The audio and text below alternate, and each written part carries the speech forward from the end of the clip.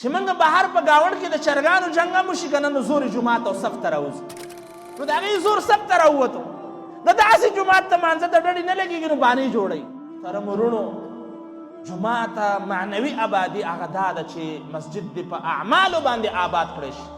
نه په بدعاتو باندې په سنتو باندې دې آباد کړی شي نه په بدعاتو باندې او دا د ابي هريره رضی الله تعالی عنه روایت ده ان رسول الله صلى الله عليه وسلم قال من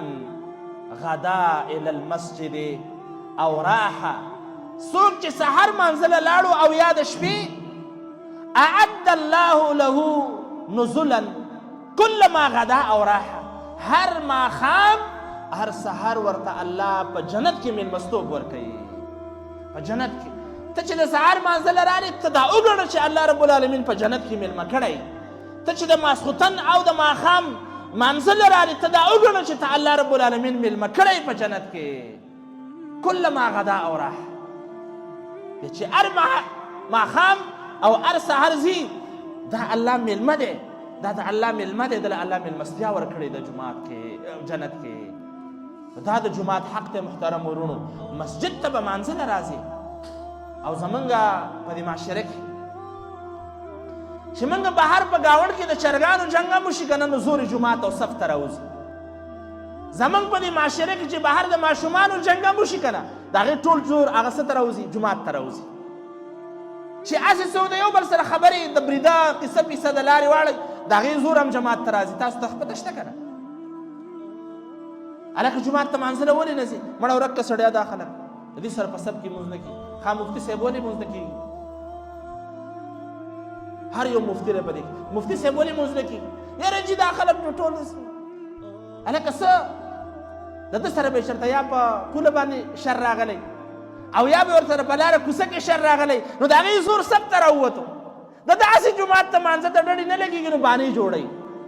یاره جي د دې خلکو سره ته به چې دا داسې پاک سړی دی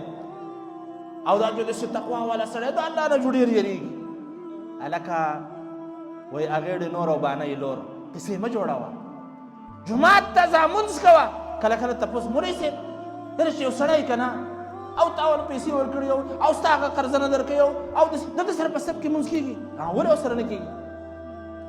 زه ورته یم ولې ورسره نه کېږي څه چل دی ولې ګناه دی که نه خو ګناه یې وکړه نو ستا سره ستا په سب د مانځه الله اکبر او سلام کې او د هغه الله اکبر ستا د هغه سره سویمه ده دا اوس د شیطان دا خبره د زړه کې اچولې ده چې د دې سړي سره په سب کې مونځ نه کېږي او د دې سړي سره په سب کې او د ده سره په سب کې مونځ نه کېږي دا شیطان ګوره بهر به لانجې جوړې کړي په ګاونډ کې به لانجې یا به پسپون ختي یا په چرګانو باندې ختي یا په ماشومانو ختي یا به یې نورې څه قیسې او زور یې کوم ځای ته راووتو جومات ته او سب ته یې مونځ را هلکه دې له مانځه نه ځم او دې جومات ته نه ځم او دغې له نه ځم او دا نسم او دا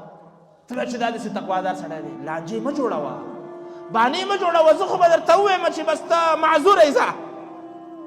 خو ګوره معامله دې د رب العالمین سره د هغه الله چې په عرش باندې مستوي دی هغه رب العالمین درته ګوري ګوره د هغه سره خپله معامله صفا ما خو دله فتوا درکړه زه یا کېږي او یا نه کېږي خو الله رب العالمین له به جواب ورکوي